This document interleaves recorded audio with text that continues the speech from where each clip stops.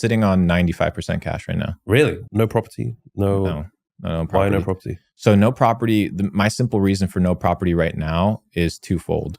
One is, and this might sound a little bit conspiracy theory, but in the United States, you don't technically own your real estate. You own the right of use. It's the same thing with the UK, right? Like you don't own your real estate. The government can come and seize it at any moment. That's why I kind of like Bitcoin. If I own my Bitcoin, I kind of have it. And at the same time, yeah, you can get somebody that manages your money or manages your property and things of this nature. I don't like to be tied down by things. Yeah, I could go out and buy a boat. Yeah, I could go out and buy a ton of cars. Yeah, I could go buy a ton of properties. But these are all things that don't give me the flexibility to do what I love, which is what? Travel, hang out with people. I don't want phone calls of, hey, this broke down.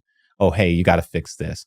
Property manage shit. And as much as you can say, yo, you got a property manager. I don't fucking want a property manager. Dude, I'm fucking 28. Like, I don't need a bunch of real estate. Let me sit on my cash. I want to be liquid. I want to be movable, flexible. And I like the markets. And that's kind of my reason. I've had that approach as well. Like, I don't want to do anything that is going to give me more headache and stress. Exactly, bro. It's mental real estate. That's what people don't seem to understand. It's like you only have X amount of things that you can think about during the day. Perfect. Let's say I buy some property. How much time do I have to spend allocated towards thinking about that property, getting a tenant, making sure the tenant's happy? Even if I live there, okay, perfect. I make some sort of money. But all that mental real estate, sure, I make a couple $100,000 a year on some real estate investments, whatever it may be. All that mental real estate, I can make so much more money building things. Dude, the internet is the best place in the world to make money. Why would I want to go to the real world? Yeah. Like, honestly speaking, I'm not saying it's not a good thing, but at the end of the day, there's other options. Bro, I had a $4 million house. I got rid of it.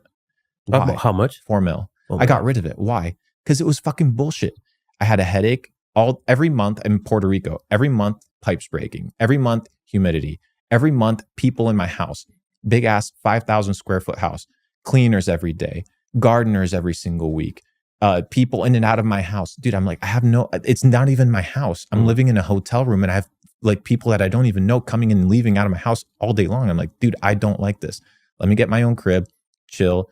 You had someone managing it though, and that was still... But it's the management thing. But when I live there, now I'm in a situation where I have cleaners come every single day. I have 3 cleaners come to my house. I have 3 strangers, dude. Now I have people, my pool guy, my gardener. I don't want people there. So it's kind of like a situation where, you want people managing certain aspects of your life. But at the same time, like I like my privacy. Because I asked you, why don't you take your video guys everywhere you go? Because you can. Because I kind of want to do my own thing sometimes. I want to just go dark. I don't want people snooping over my house, making sure, like, oh, what's this guy doing? I don't care about that. When I have the cleaners come to mind, I'm just like, get the fuck out, please. That's the whole thing. It's like, I don't have my privacy. And some people may be like, oh, well, it's not a good investment. Well, most of you guys aren't rich. Like the people that are commenting, the people that say stuff, it's like, oh, this is a liability. This is an asset. At the end of the day, people said the dollar was going to zero, right? The dollar was going to crash. But at the end of the day, the dollar was kind of the safest investment to be in the last 2 years. So I like to be liquid. I like to be flexible. And maybe when I get older, I'll settle down, maybe buy a ranch in Patagonia, Argentina, go buy some horses or cows, chill out there. Who knows? Self-sustainable. Yeah, self-sustainable. Nice and organic farms, bro. If you had to invest in something, like if you had to put half of your money somewhere, where would you put it? Immediately, like today? Yeah. In like next 24 hours. Fuck, probably Bitcoin. Yeah. Yeah. The price will probably fluctuate a lot, but if it was to stay somewhere, it would probably be in Bitcoin. Yeah. I don't know. You said you're not a crypto expert. What would you say you know the most about? Like for me, I would still say the bodybuilding, body recomposition and teaching that is probably still the thing I know the most about. Yeah, it's funny because when I do like podcasts and stuff now, nobody really asks me about it anymore. I'm like, this is kind of, I still know the most about this. You guys just assume, or like you don't even ask me about this shit? And people ask me other stuff now. But in your situation, what would you say your strongest skill set is? Digital entrepreneurship. So how to build and scale businesses online. Okay. 100%. I've been doing it for almost 8 years now. So I've done multiple. Any particular area or just anything? In general, because a lot of businesses, they have the same fundamentals, right? So you need to understand, it's the same thing, right? Plan, execute, iterate.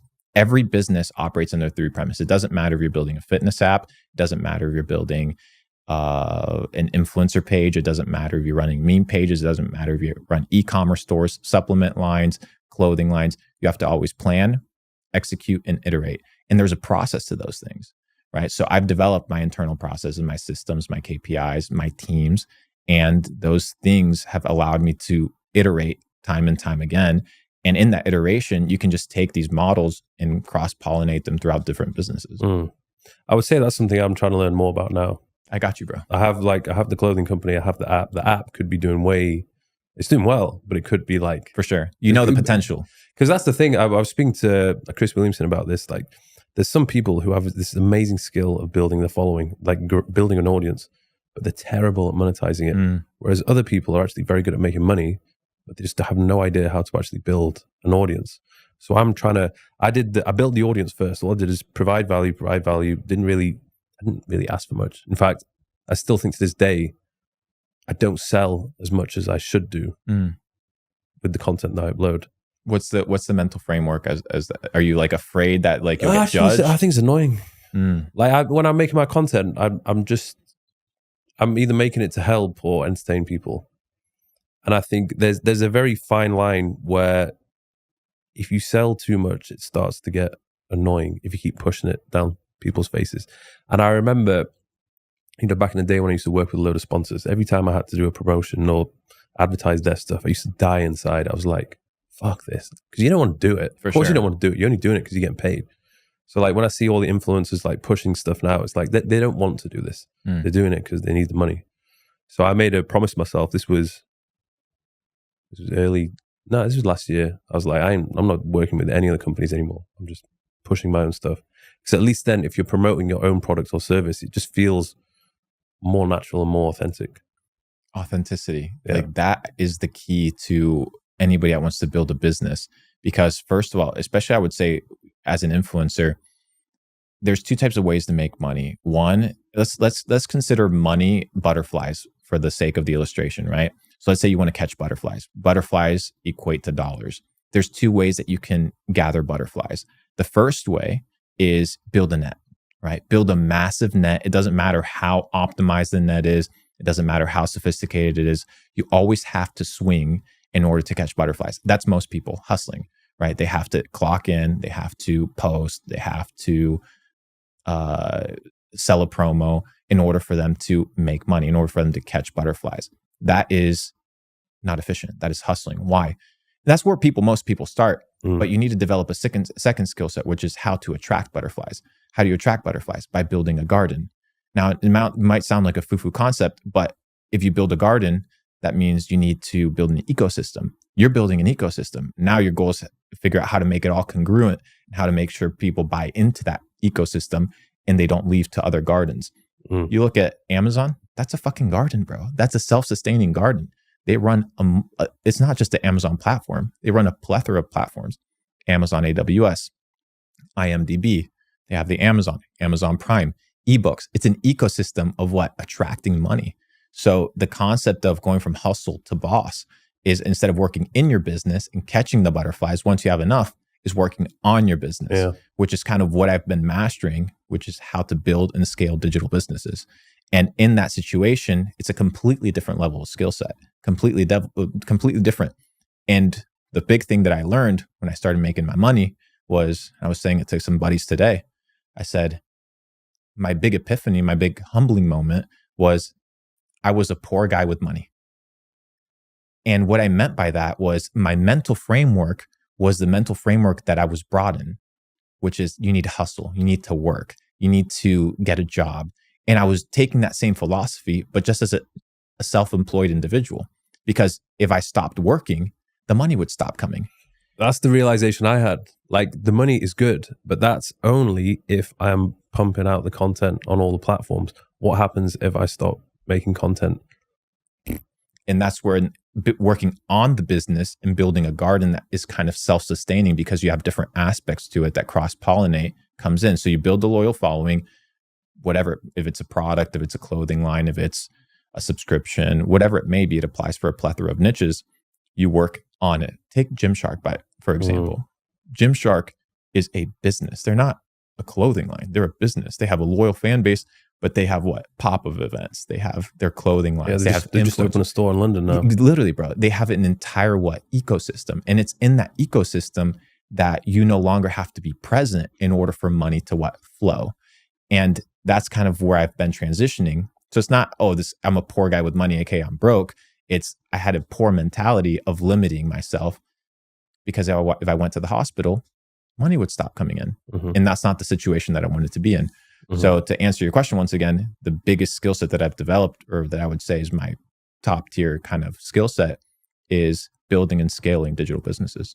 What do you think is the number one mistake that a lot of these entrepreneurs are making when they think, they watch all these videos, Iman Gadzhi, maybe they're watching you, a few other people, like, all right, okay, I'm going to start a drop shipping business or an agency.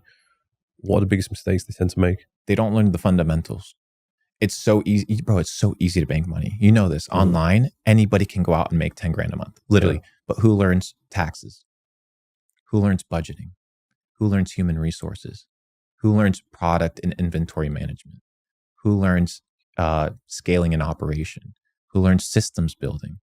Nobody learns those things because they're the boring parts of the business. Mm-hmm. And if you don't learn them, you're going to crash. The last thing you want to be is a person that pumps cash but has no ability to retain it. Yeah. You don't want to be that guy. If you don't understand how to file taxes, if you don't understand how to budget your business. I was talking with a guy in Singapore. He's the son of the former president of Singapore, probably worth a couple $1 billion. He's in real estate development. He's done over 2,500 real estate development projects in Singapore. Super big guy. And the property prices there are crazy. So he's like proper balling. So I was having a conversation with him, and he's like, you know what the biggest issue is between the elite and people that make no money? I'm like, what? Financial literacy. Mm. He said, most people are financially illiterate, and it's a language. Yeah, I'm like, what do you mean it's a language? He's like, yes, finance is the language of the elite. Just like Latin used to be the language prior to the peasants being able to have access to read the Bible, they would have to go to the elite, the popes, the deacon of the church, or whoever was in charge, in order to get what? In order to get the wisdom, because they couldn't read. Nowadays, most people are financially illiterate. And it's in that financial lack of literacy that people get fucked. Yeah. Why do you need a lawyer? Because you don't know the law. Yeah. Why do you need a tax attorney? Because you don't know tax. Yeah, you don't need to know all of it. But if you don't know the basics, anybody can finesse you. And I think that's the biggest issue up and coming entrepreneurs and even developed entrepreneurs make and end up getting screwed on, is they have not developed financial literacy because it's not sexy. Yeah. And it's not taught in school either. Literally, bro. Like, for example, in school, what do they teach you about law?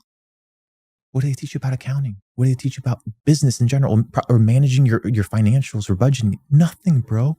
Why? Nobody asked why. It's on purpose. Even I went to university, I did economics and business management, and I was still like, what the fuck is this? Like, the whole reason I did that degree is I thought, I will surely learn how to run a business when I do this degree. No chance. No. I agree, bro. So essentially, it's really up to you to go out there and learn yourself. I tweeted the other day, I said, self-education will never betray you. Mm.